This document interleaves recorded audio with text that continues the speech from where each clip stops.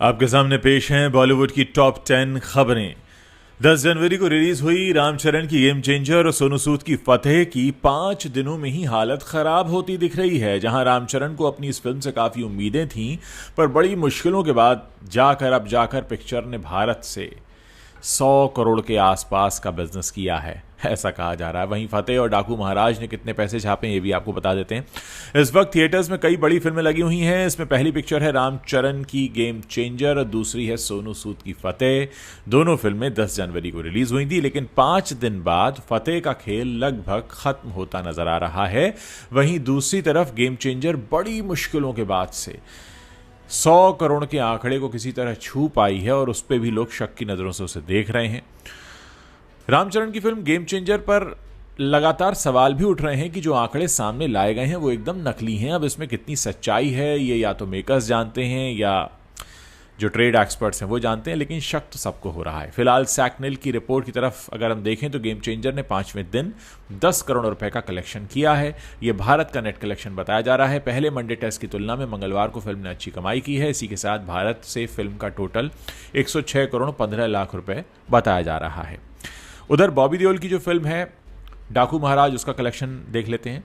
नंदमुरी बालकृष्णा और बॉबी देओल की डाकू महाराज ने भी 3 दिनों में ही रामचरण की मुश्किलें बढ़ा दी हैं। 100 करोड़ के बजट में बनी इस फिल्म ने 2 दिनों में दुनिया भर से 60 करोड़ 30 लाख रुपए छाप लिए। वहीं तीसरे दिन भारत से 12 करोड़ रुपए इस फिल्म ने कमाए हैं। इसके साथ ही डाकू महाराज का India net collection 50 crore 15 lakh रुपए के आसपास हो चुका है। अगर तीसरे दिन की तुलना दूसरे दिन की कमाई से की जाए तो फिल्म की कमाई में थोड़ी सी गिरावट दर्ज की गई है, जो ज़्यादा बड़ा नुकसान नहीं है बल्कि एक अच्छा कलेक्शन है। दरअसल बॉबी देओल का परफॉर्मेंस लोगों को पसंद आ रहा है। अगर फिल्म का कलेक्शन ऐसा ही रहा तो 2 दिनों में बजट भी निकल जाएगा। हालांकि वीकेंड पर एक बार फिर कारोबार बढ़ने की उम्मीद लगाई जा रही है। बॉबी देओल के लिए साल की शुरुआत बढ़िया हुई है। कंगवा से खास इंप्रेस नहीं कर पाए थे, लेकिन इस बार लोगों के दिल को थोड़ा सा जीत पाए हैं। उधर फतेह ने अपने आप को थोड़ा सा संभाला है। सोनू सूद की फतेह ने 5वें दिन 1 करोड़ 60 लाख रुपए का कलेक्शन किया। मंडे को फिल्म ने काफ़ी खराब परफॉर्म किया था। हालांकि मंगलवार को फिल्म की कमाई में एक उछाल देखा गया। वैसे तो गेम चेंजर की तुलना में फतेह काफ़ी पीछे है, लेकिन परफॉर्मेंस की बात की जाए तो सोनू सूद ने दर्शकों को काफ़ी इंप्रेस किया है। उधर लंबे समय से खबर आ रही थी कि बॉलीवुड एक्ट्रेस श्रद्धा कपूर नागिन बनने वाली हैं। लंबे समय से भारत में नाग नागिन पर कोई फिल्म भी नहीं बनी है। ऐसे में फैंस श्रद्धा कपूर को इच्छाधारी नागिन के रोल में देखने के लिए बेताब थे। वैसे भी स्त्री 2 से जो समा उन्होंने बांधा है वो बिल्कुल उसी तरफ जा रहा है जहां वो नागिन बन सकती हैं। अब फिल्म को लेकर एक अपडेट भी सामने आ रहा है। निखिल द्विवेदी हैं, एक क्रिएटिव प्रोड्यूसर हैं, सलमान खान के काफ़ी करीबी हैं और शुरुआत में एक आध फ्लॉप सी पिक्चर में हीरो बन के भी आ गए थे।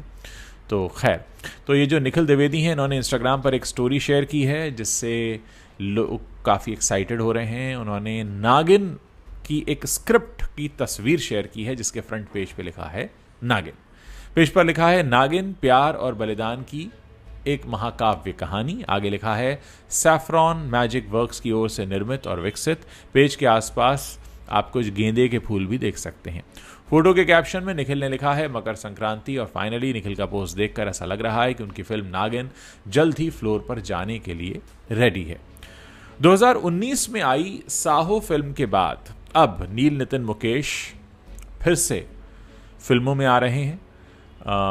अब वो हिसाब बराबर में दिखाई देंगे। बॉलीवुड में उनका कमबैक होगा। इस फिल्म में नील के अलावा आर माधवन है। इस फिल्म को OTT प्रीमियर मिल रहा है 24 जनवरी के दिन ZEE5 पर। फिल्म हिसाब बराबर का ट्रेलर रिलीज हो चुका है। ये फिल्म हिंदी के अलावा तमिल और तेलुगु भाषा में भी रिलीज होगी। फिल्म को अश्विनी धीर ने निर्देशित किया है। फिल्म में नील एक स्कैम करने वाले शख्स के रोल में दिखाई देंगे। नील नितिन मुकेश को आखिरी बार फिल्म बाईपास रोड में विक्रम कपूर के किरदार में देखा गया था। 2019 में रिलीज हुई इस फिल्म के निर्माता भी थे वो, और इसके साथ 2014 में तमिल फिल्म आई थी कैथी, वहाँ नील नितिन मुकेश दिखाई दिए थे तमिल फिल्म में। मुफासा और अल्लू अर्जुन की पुष्पा 2 अभी भी बॉक्स ऑफिस पर टिकी हुई है। पुष्पा 2 रिलीज के 41वें दिन भी करोड़ के आंकड़े के आसपास कारोबार कर रही है। मुफासा की कमाई पर नजर दौड़ाई जाए तो वो लाखों में सिमटती नजर आ रही है। हालांकि दोनों ही फिल्मों ने बॉक्स ऑफिस पर शानदार प्रदर्शन किया है। मुफासा का प्रदर्शन और भी सराहनीय हो जाता है क्योंकि उसने 100 करोड़ से ज्यादा की कमाई तब की जब पुष्पा 2 भारतीय सिनेमाघरों में कहर बरपा रही थी। आइए आपको दोनों फिल्मों का कलेक्शन बता देते हैं। 20 दिसंबर 2024 को रिलीज हुई Hollywood film Mufasa the lion king ने भारतीय बॉक्स ऑफिस पर शानदार कलेक्शन किया। फिल्म ने देखते ही देखते अब तक कुल 132 करोड़ 65 लाख रुपए का कलेक्शन कर लिया है। इस फिल्म ने कई हॉलीवुड फिल्मों का रिकॉर्ड भी भारतीय बॉक्स ऑफिस पर तोड़ा है। कमाई के मामले में यह कई फिल्मों से आगे निकल चुकी है। इसके 26वें दिन के कलेक्शन की बात करें तो यह 75 लाख रुपए के आसपास रहा है। अल्लू अर्जुन की फिल्म पुष्पा 2 ने बॉक्स ऑफिस पर पिछले 1.5 महीने से तहलका मचा रखा है। इस दौरान कई फिल्में आईं और चली गईं। पुष्पा 2 ने कई रिकॉर्ड रिलीज होने के साथ ही तोड़ दिए थे। रिलीज के 40वें दिन इसकी कमाई में थोड़ी सी गिरावट आई थी, लेकिन 41वें दिन इसकी कमाई फिर से बढ़ गई। पुष्पा 2 ने बढ़त हासिल करते हुए 41वें दिन बॉक्स ऑफिस से 1.5 करोड़ रुपए का कारोबार किया। 40वें दिन यह कलेक्शन 1 करोड़ रुपए का था। सोचिए, 40वें दिन फिल्म गिरती है तो 1 करोड़ पर और उठती है तो 1.5 करोड़ पर। यह तो हाल है पुष्पा 2 का। अजय देवगन की फिल्म शैतान में खूंखार तांत्रिक की भूमिका अदा करने के बाद आर माधवन अब स्कैमर्स का सफाया करने के लिए तैयार हैं। माधवन अब अपनी आने वाली फिल्म हिसाब बराबर में एक ईमानदार रेलवे टीटी राधे मोहन शर्मा का किरदार निभाते नजर आएंगे, जो धोखेबाजों की धोखाधड़ी को उजागर करने की कसम खा चुके हैं। अश्विनी धीर द्वारा निर्देशित ये फिल्म जनवरी 2025 24 जनवरी को OTT पर आएगी। आर माधवन की ये जो फिल्म है, जैसा मैंने आपको बताया, हिंदी, तमिल, तेलुगु में ZEE5 पर उपलब्ध होगी और हाल ही में इसका ट्रेलर रिलीज़ किया गया। ट्रेलर को बहुत अच्छा रिस्पांस मिला है और इसमें लिखा हुआ है जब इसको रिलीज़ किया गया कि सिस्टम हिलने वाला है, घोटालेबाज डरने वाले हैं, अब एक आम आदमी करेगा हिसाब बराबर।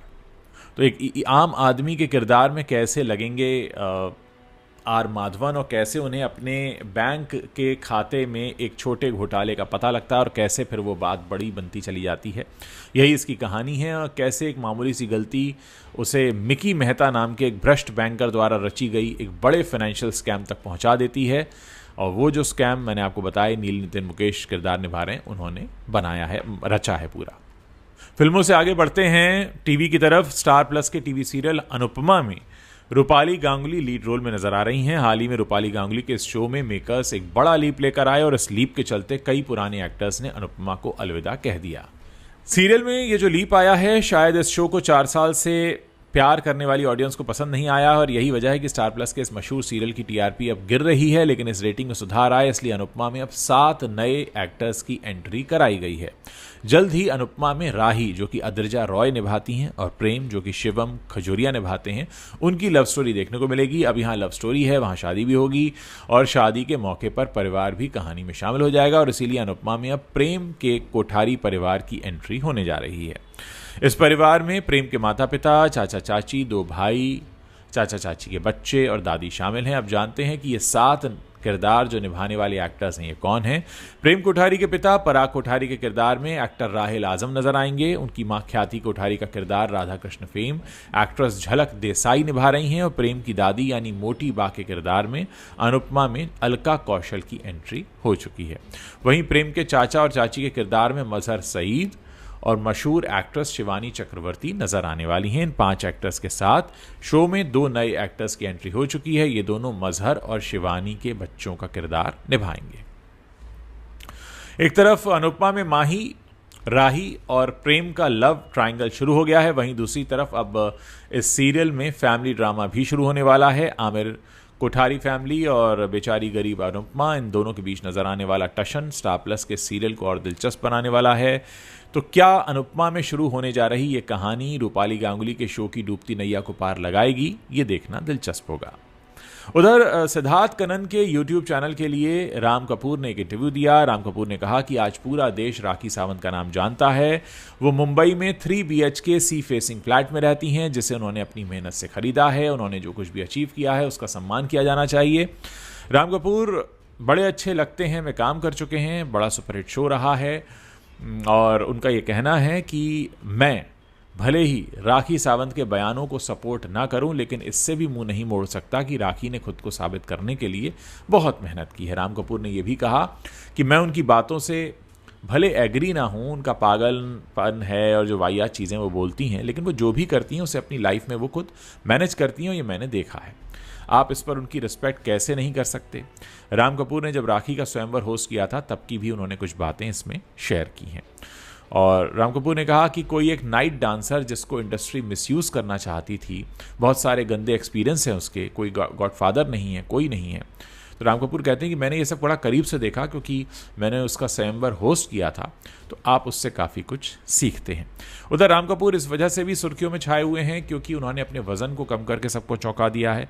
बिना किसी दवा के, बिना किसी मदद के उन्होंने खुद के कोशिशों से अपना वज़न कम किया है और कई सारे इंटरव्यूज़ में वो अपनी वेट लॉस जर्नी भी शेयर कर रहे हैं। तो दोस्तों, ये वो खबरें हैं बॉलीवुड की जो इस समय छाई हुई हैं। अगर आपको वीडियो पसंद आया हो तो इसे शेयर करना मत भूलिएगा। साथ ही आप नीचे कमेंट में हमें बता सकते हैं कि आगे आप और किस तरह के वीडियोज़ हमारे प्लेटफॉर्म पर देखना चाहते हैं। और हाँ, अगर आपने अभी तक हमारे चैनल को सब्सक्राइब नहीं किया है तो प्लीज़ अभी कर लीजिए, ताकि जब भी हम कोई वीडियो पोस्ट करें तो उसकी खबर, सूचना, उसकी घंटी जब बजे तो आपको पता लग जाए।